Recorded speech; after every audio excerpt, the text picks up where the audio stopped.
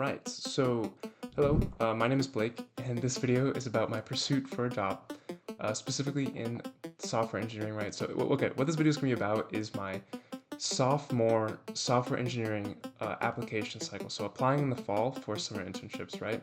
Yeah, so during this process, I applied to over 400 different online applications, and I also just met a lot of great people and mentors, and both of those things combined just taught me a lot of like pretty valuable information that I kind of want to share with you guys.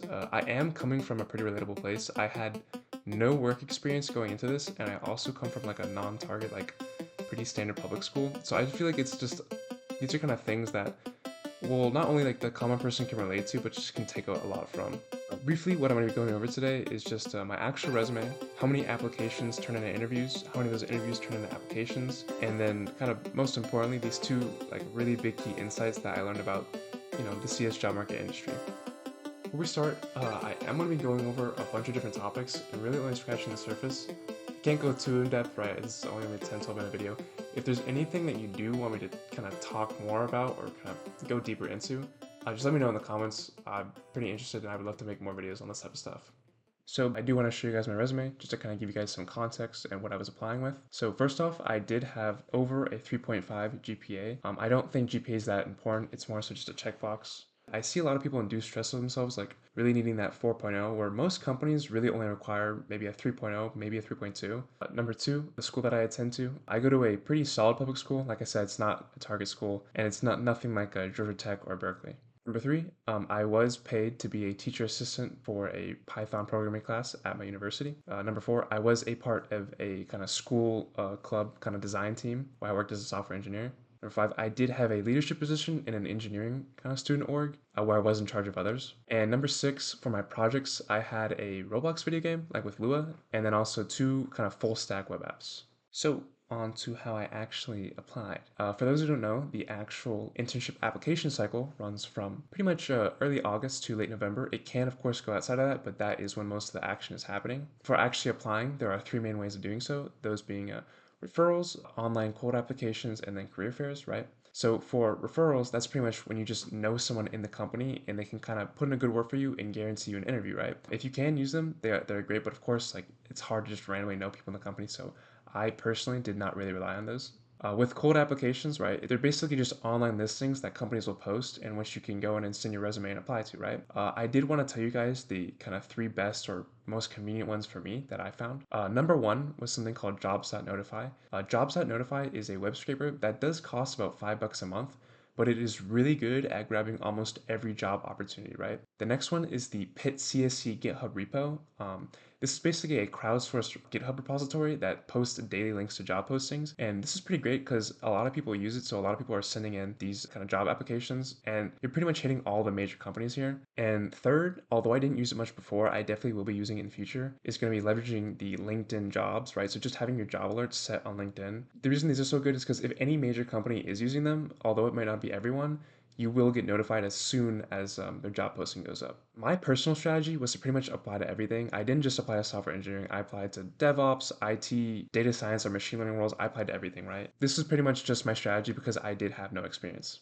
As for actual career fairs, I did go to two, those being the SHEP convention that was in California last year and then my local university career fair. These career fairs are basically just places where companies are looking to hire and students are looking to get hired. They basically facilitate the interview process. It's typically much easier to get an interview at these career fairs, but one of the kind of pros or cons is that it does often, you need a ticket and those tickets will often cost hundreds of dollars.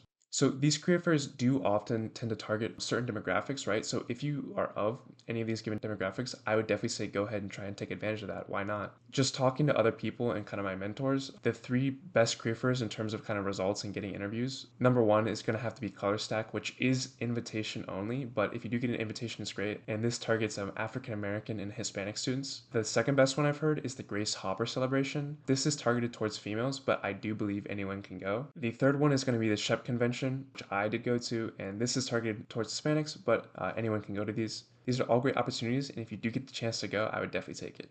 So, onto the interviewing process, right? Of the 400 applications, I got 6 interviews. And then from my career fairs, I got 4 interviews. So 10 interviews in total, right? It's pretty crazy that I did only get 6 interviews, and there is a reason for this. But before getting into that, I do want to give you guys some kind of context. I did get to interview with some like pretty prestigious companies, including like Bloomberg, American Express, Bank of New York, and L3 Harris. So that was pretty cool. I also did want to share with you guys the types of questions to expect, so kind of ranked in frequency from my personal experience. Number one is going to be behavioral questions. So these are kind of questions that are not specific to software engineering, but just any environment where you're working in a team. So these are going to be questions such as just anything from like tell me about yourself all the way to tell me about a time you handled a personal conflict. And there's about like 10 or 15 of these questions that interviewers will kind of rotate in and out. You can find them on the internet and just kind of prepare a response for each one. The second most common question is going to be leak code questions, right? So if you don't know, leak code is an online platform where you do kind of like coding and kind of logic problems. And what will happen is the interviewer will ask you a question and then ask you to kind of code out the solution in front of them. Really, the only way to kind of get better at them is to practice, right? Doing legal questions online. And then also making sure that you can clearly communicate your thought process, right? That's pretty important. The third most common question that I got were explaining concepts in my resume, right? So any kind of technology or thing that I did within projects on my resume, I basically just had to explain it, which if it's on your resume, you should be able to explain it. The fourth most common question I got were theoretical kind of DSA and object-oriented programming questions. This is essentially asking you like basic data structures or aspects of object-oriented programming. Yeah, pretty simple. And on to the offers. From the 4 interviews that I had within the conventions, I got 0 offers. I know it's a little sad, but I will say these interviews did come kind of earlier on in my application cycle, so I wasn't as prepared and I didn't do as well. But they're the ones that I learned a lot from and enabled me to do much better in my later interviews. From the 6 online application interviews, I got 2 offers, which was pretty sick. And I ended up taking an opportunity with Zebra Technologies as a software engineering intern, and that's where I am right now. So far, it's been pretty great. I learned a lot, and I've really enjoyed the team that I'm working with. So yeah, after all this, I did not end up jobless.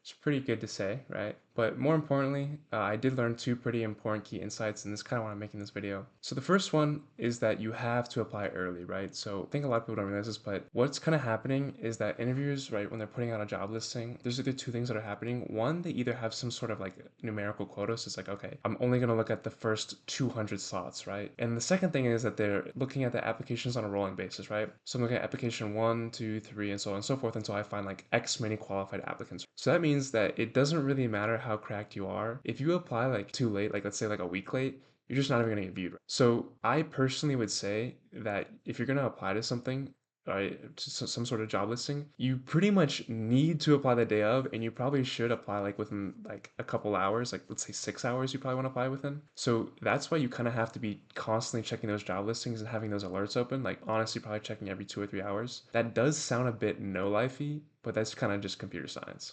The second thing I want to talk about is the kind of work experience threshold, right? So a lot of companies will just not take you if you don't have any work experience. And that's kind of just the truth. It is what it is. The way to get around this is to pretty much get a job by any means possible. And what I'm saying here is you don't need to kind of work at big tech for your first job. Reach out to startups, work with a local company, work with a nonprofit. You can even make your own company, right? Granted, if you make your own company, you will need some users. But yeah, any of those things will work and they will make a pretty big difference. You can only do so much research and like so many projects. At some point, you just need work experience. For context, upperclassmen that I know that have, say, 1 to 2 solid work experiences, for every 100 online applications they send out, they're getting about 10 interviews, which, if you do the math, is about 8 times the rate of interviews as I had. So, yeah, and that's the video. Thanks for watching it.